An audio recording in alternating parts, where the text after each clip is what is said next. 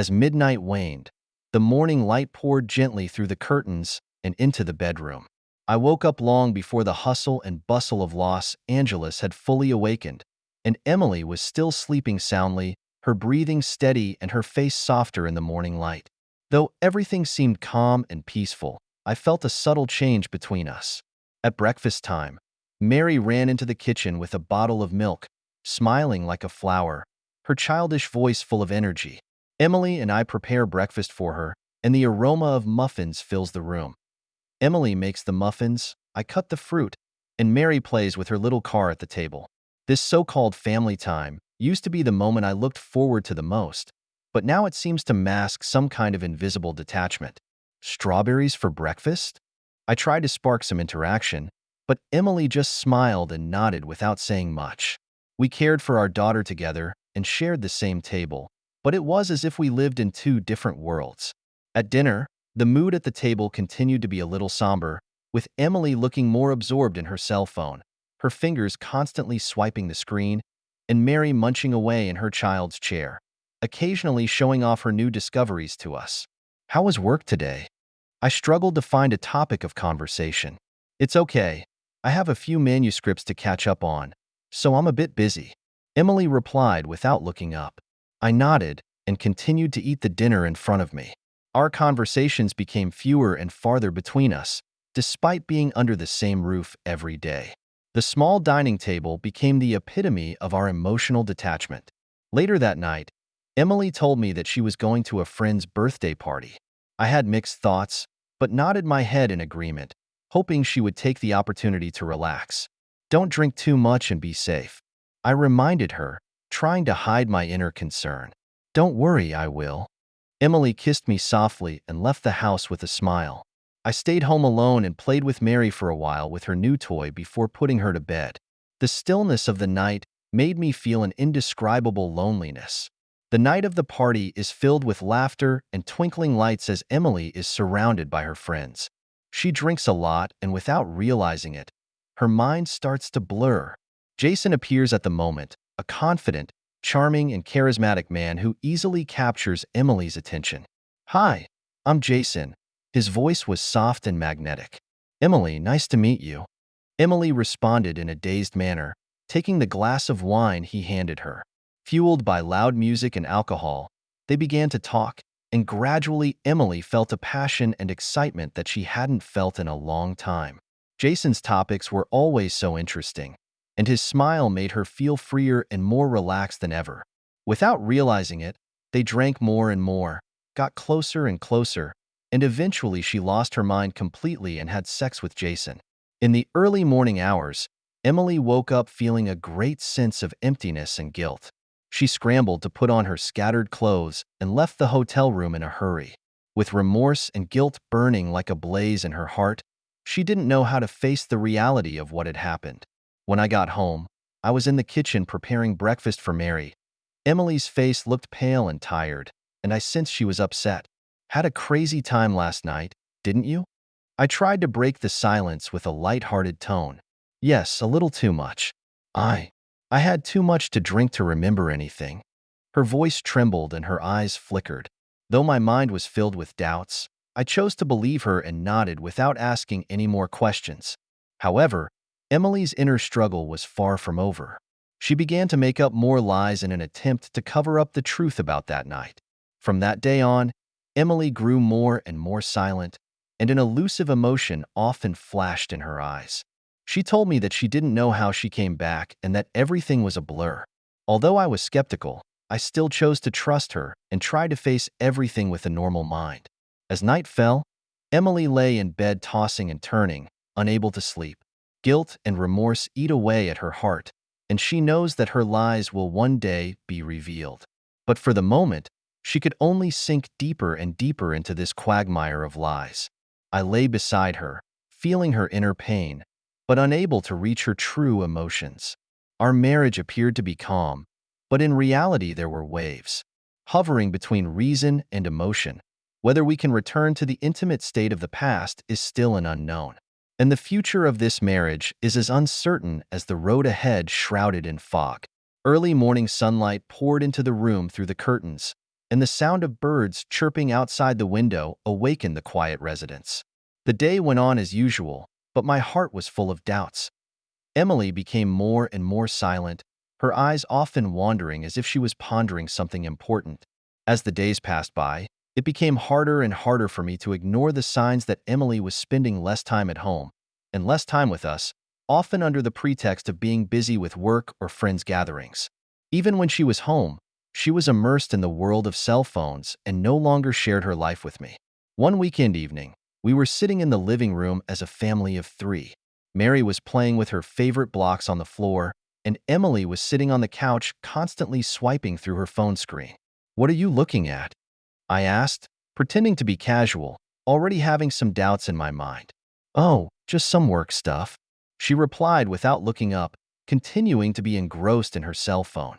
I pretended to unintentionally glance at her cell phone screen and realized it was a picture of a party with scantily clad people, as if they were all living another exciting life.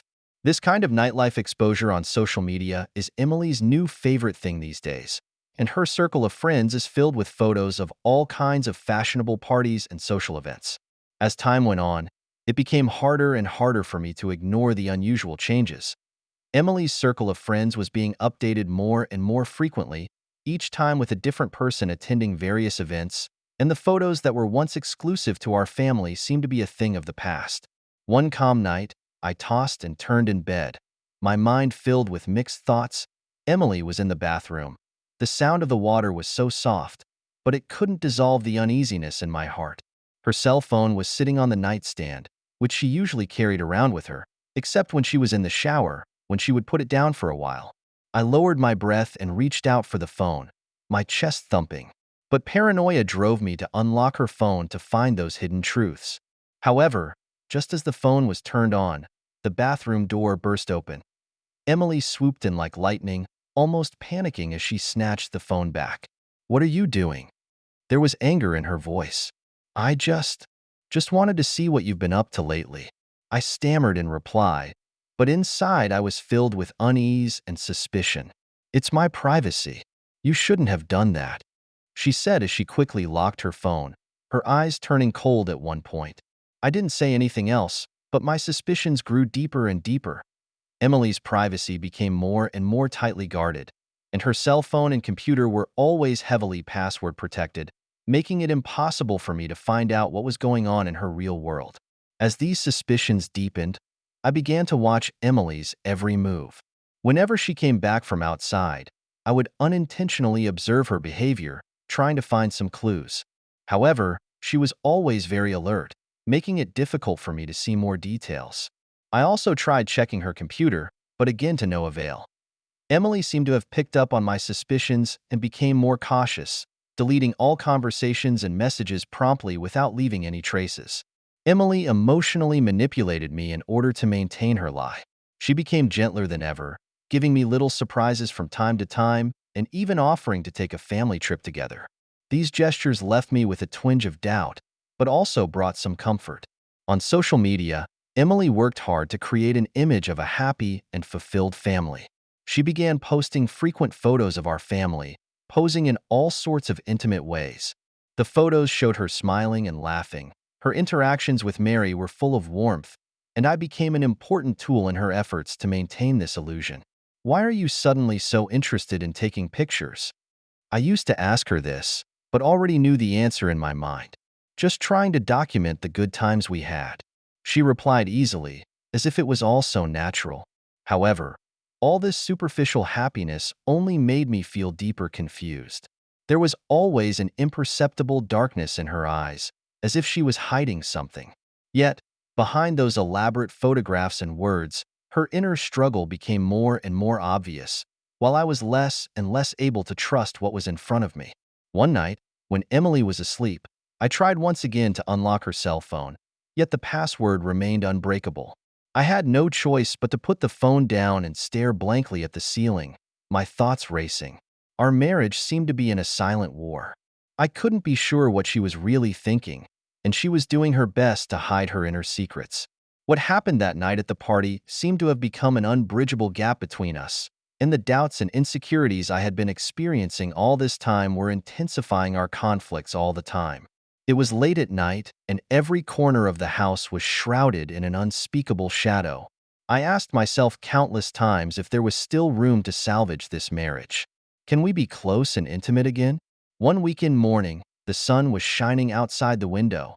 The birds were singing in the treetops, and the whole world looked alive.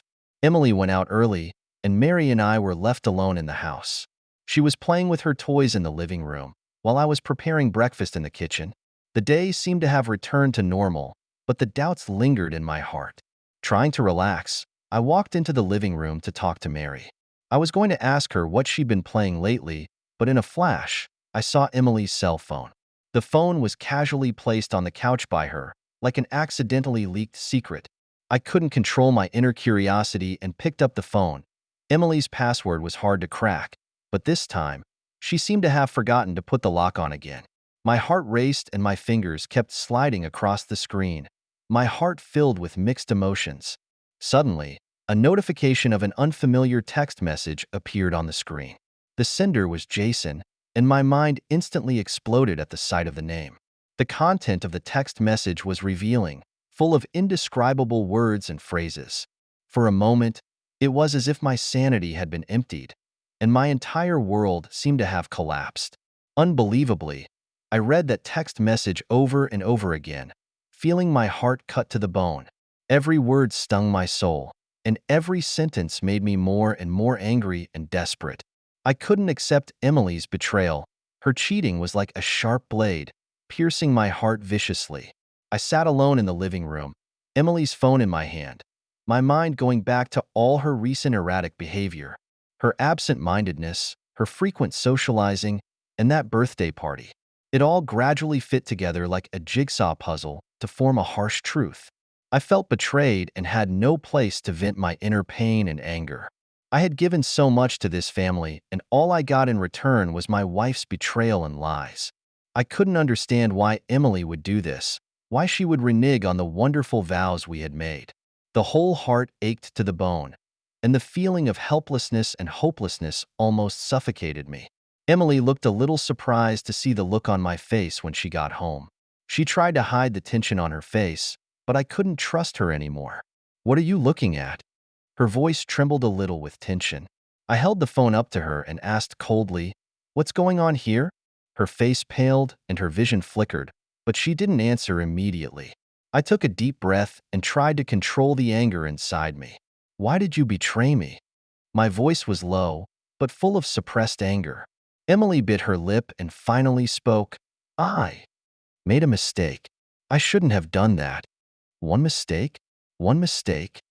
I practically yelled, the anger in my heart no longer able to be contained. "Can you tell me what's going on?" She dropped her eyes helplessly and began to tremble. "That day at the birthday party, I got drunk. Jason, him, and I had relationship. I made a mistake. I shouldn't have done that." She dropped her eyes feebly, tears slipping from the corners of her eyes. Adam looked at her with a mixture of anger and disbelief. "Why did you do that?" Emily was silent for a moment, her eyes misty as if she was lost in memories. She whispered, "It's been a long time since there was any passion between us. You were always busy, and there was little communication between us. I felt so lonely and empty, as if life had lost its meaning. That day at the party, Jason enthusiastically hit on me. His eyes were full of admiration, and his smile made me feel warmth and happiness that I hadn't seen in a long time. I was like being drunk and couldn't control myself. My head buzzed, and the whole world seemed to lose its color for an instant. I couldn't believe the words I heard in my ears, couldn't accept the fact that this brought me endless pain. "So you betrayed me and our marriage that night?" I questioned, my voice filled with suppressed anger and pain. Emily nodded, tears slipping from the corners of her eyes. She tried to move closer to me, but I pushed her away. My heart ached so much that I couldn't breathe. The feeling of betrayal made my every movement seem so stiff and weak. Our argument escalated and became louder and louder, even waking up Mary, who was playing with her toys. She stood timidly in the hallway, looking at us, her eyes full of confusion and fear. "Mommy, Daddy, why did you fight?" Mary asked softly, tears already welling up in her big eyes. Emily tries to calm down and walks over to her daughter. "Baby, it's okay. We just have a little difference of opinion." But I knew that it was much more than just a difference of opinion. I couldn't stand this marriage of lies and betrayal any longer, and the pain and anger in my heart made it impossible for me to deal with it calmly. After the argument, Emily and I became more distant. She tried to explain herself, but every word felt like it was ripping my heart out. I couldn't trust her anymore, and any explanation she gave paled in comparison. I felt myself pushed to the edge of despair, questioning myself countless times whether the feelings between us still existed. The beautiful memories I once had were like a torn picture scroll, scattered in the debris of reality. Every night I lay in bed, looking at Emily beside me with questions and pain in my heart. She had been my everything, and now she was my biggest hurt. Late at night, I sat alone in the living room. The dim light around me reflected my exhaustion and helplessness. Recalling our past, I felt a great sense of loss and despair. The once deep emotion seems to be gradually dissipating in front of me, leaving behind only emptiness and helplessness. Emily sat at the other end of the couch with a deep sense of helplessness and sadness in her eyes. The silence between us became heavier, as if there was a gulf between two worlds that could not be crossed. "Why are you doing this?" I finally broke the silence, my voice laced with exhaustion and pain. Emily lowered her head and whispered, "Adam, I'm so sorry. I really didn't think it would turn out this way. But you're hurting all of us by doing this." I continued, trying to suppress my emotions. "I know, I really do." Her voice choked as tears began to well up in her eyes, "but I'm so overwhelmed.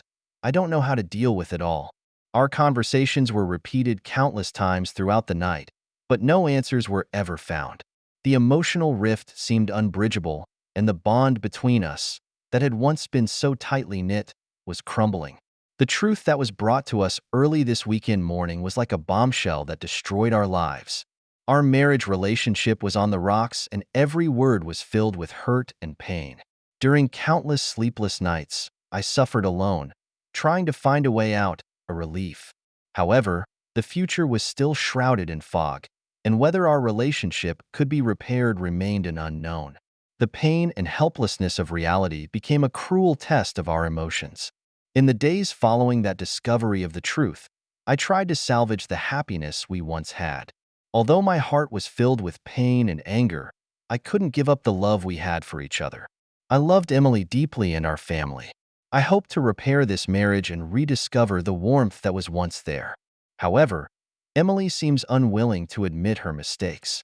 Whenever I tried to communicate with her, she always avoided talking about it, and sometimes even showed a cold and indifferent attitude. This attitude made me feel frustrated, and our communication became meaningless. Every conversation was like talking to a cold wall. "We need to talk," I told her, pleading and anxious in my tone. "I'm busy and have work to catch up on." She responded tersely, not looking up at me. I felt a wave of powerlessness, and the pain in my heart welled up once again. During those days, I kept thinking back to the good times we had. From the first time we met, to the day we got married, to the moment Mary was born. Those memories flashed through my mind like a movie, and I couldn't understand why we had come to this point. I was immersed in pain and suffering and could not get over my wife's betrayal. Every night, as I lay in bed, the images of her and that man floated before my eyes. The feeling of betrayal was like an invisible blade, piercing my heart at all times. During this time, I began to reflect on the meaning and value of marriage. We used to think that marriage was a journey where we could join hands for the rest of our lives. However, the reality was so cruel. I began to doubt the nature of marriage and whether love is really eternal. Vows that were once considered unbreakable now seem so fragile. At work, I met Lisa, a colleague in the company, who is a kind, independent woman who is always smiling and optimistic. Although we usually do not have much interactions at work, her presence makes me feel a subtle comfort. I was sitting alone in the corner of the company cafeteria on my lunch break one day, feeling down, when Lisa came over and sat across from me, concern in her eyes. "You haven't looked well lately. Did something happen?" She asked softly.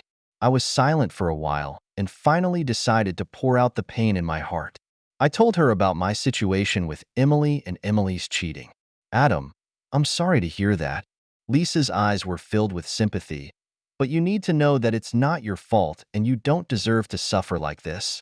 Lisa is a kind and independent woman, but at the same time, she has some minor flaws. She can sometimes be so focused on her work that she ignores the feelings of those around her, or she can seem a little hesitant when it comes to relationships. Nevertheless, Adam was captivated by Lisa's kindness and sincerity, and her presence was like a warm ray of sunshine shining into Adam's gray inner world. Lisa's encouragement and support gave me a little bit of comfort. In the days that followed, Lisa kept encouraging me. She told me to be brave and pursue my own happiness and not to be haunted by the pain of the past. Her every concern and encouragement was a bit of hope for me to get out of the quagmire of pain. One day after work, Lisa invited me to join her for coffee. I hesitated, but agreed. The atmosphere of the cafe was cozy and quiet, and we sat in the corner, enjoying a rare moment of peace. Adam, don't let past hurts bind you. Lisa gently took my hand. You deserve happiness. Her warmth and kindness gave me a sense of care and warmth that I had not felt in a long time. I began to gradually realize that perhaps I should look for a new beginning for myself instead of dwelling on the pain of the past all the time. Back at home, I continued to confront Emily while our relationship grew increasingly strained. She continued to avoid questions and tried to cover up the guilt in her heart with indifference. One night, we once again broke out into a heated argument. Emily, we can't go on like this. We need to fix things. I couldn't help but yell. The anger in my heart could no longer be contained. Adam, I've already told you. It was just a one-time mistake. Don't bring it up again. She responded impatiently, a flicker of boredom in her eyes. But you ruined our marriage with this mistake. I felt unable to bear this attitude. Don't you have any guilt or remorse? Emily was silent for a moment and lowered her head. I know I'm wrong, but I really don't know how to face you. Our arguments became more and more heated and louder. In the end, we were speechless to each other, leaving only endless silence and detachment. During these days of struggle, I realized that our relationship had broken down and the hope of repairing it was getting slimmer and slimmer. Although I still loved Emily dearly, her unwillingness to admit it and her indifference left me with an overwhelming sense of despair. Late at night, I sat alone in the living room, contemplating the direction of my future. Lisa's encouragement and support gave me new hope, and I began to re-examine my life and rethink the meaning of marriage and love. That gut-wrenching time taught me a lot, and I began to learn to find new light in the midst of the pain. Although my relationship with Emily was still strained, I came to realize that perhaps I should look for a fresh start for myself. Lisa came along and opened my eyes to another possibility in life. Whether or not our marriage can still be saved remains an open question. However, during those days of struggle, I gradually learned to find new hope in the midst of pain, and regardless of the final outcome, I realized that life goes on and I need to bravely move forward for my own happiness. Emily and I ultimately couldn't find a reason to move on. The painful past was constantly tearing us apart, and it was impossible to live together in harmony anymore. After countless arguments and silences, we decided to end our marriage, which was already in tatters. Over the next few months, we engaged in an intense legal battle for custody of our daughter Mary. In court, we blamed each other for the complete breakdown of what had once been an emotional affair, and the countless confrontations deepened our anger and frustration with each other. In court, Emily stood off to the side as her attorney continued to emphasize her motherly love and sense of duty to her family. She describes how dedicated she is to taking care of Mary and even pulls out tons of photos and videos showing her close interactions with her daughter. My attorney, on the other hand, emphasized that I am a hardworking and responsible father and that despite my busy schedule, I still try to make time for my daughter. I took Mary to the park, helped her study, played with her, and I did everything I could to give her a stable living environment. Courtroom battles became a staple of our lives, and what was once love and warmth has been reduced to nothing but mutual distrust and animosity. A scene of testimonies and counter-testimonies made the rift between us unbridgeable. Lisa became my only support during this difficult period. Her concern and encouragement made me feel warm and fuzzy. She always listened to me attentively and provided me with advice and support. Our relationship gradually warmed up, and Lisa's kindness and independence made me feel the warmth and care I hadn't felt in a long time. Lisa and I were sitting in a cafe one evening, enjoying a moment of peace and quiet. The lights were soft, and the aroma of coffee filled the air. "Adam, you know that you need to think about Mary's future, no matter what the outcome," Lisa said softly, concern in her eyes. "I know, Lisa. I just wish I could give Mary a stable living situation." I sighed, feeling her warmth. "You're a good father. Mary will understand your pain." Lisa held my hand and gave me endless encouragement and support. As time passed, my relationship with Emily became more and more strained, but things also became clearer. A few months later, the court finally ruled that I would have primary custody of Mary and Emily would have regular visitation rights. The judgment gave me a slight sense of relief, but more than anything else, I was confused and uneasy about the future. Our marriage finally came to an end, and in our final confrontation in court, we blamed each other for a complete emotional breakdown. An indescribable complexity passed over Emily's face, and she whispered an apology that couldn't change anything. "I'm so sorry, Adam. Neither of us thought it would turn out like this." Her voice was laced with unending remorse and self-loathing. "I know." I took a deep breath and fought back the pain inside, but we all need to take responsibility for our decisions. The moment I left the courtroom, I felt a sense of relief that there was finally an end to the pain of the past. It wasn't the outcome I had hoped for, but I could finally start a new life for myself and Mary. In the days that followed, Lisa and I began to support each other in facing the challenges of life. Her presence gave me endless warmth and hope, allowing me to see a new light in the midst of my pain. We took walks and chatted together, sharing each other's inner feelings. Her kindness and independence made me realize that I also deserve happiness. Every morning, I prepare breakfast for Mary and take her to school. Although life is full of challenges and unknowns, I know that Mary and I will get better day by day. I will do my best to give her a stable and happy environment to grow up in. Our story doesn't have a definitive ending. Life goes on and the future remains full of unknowns.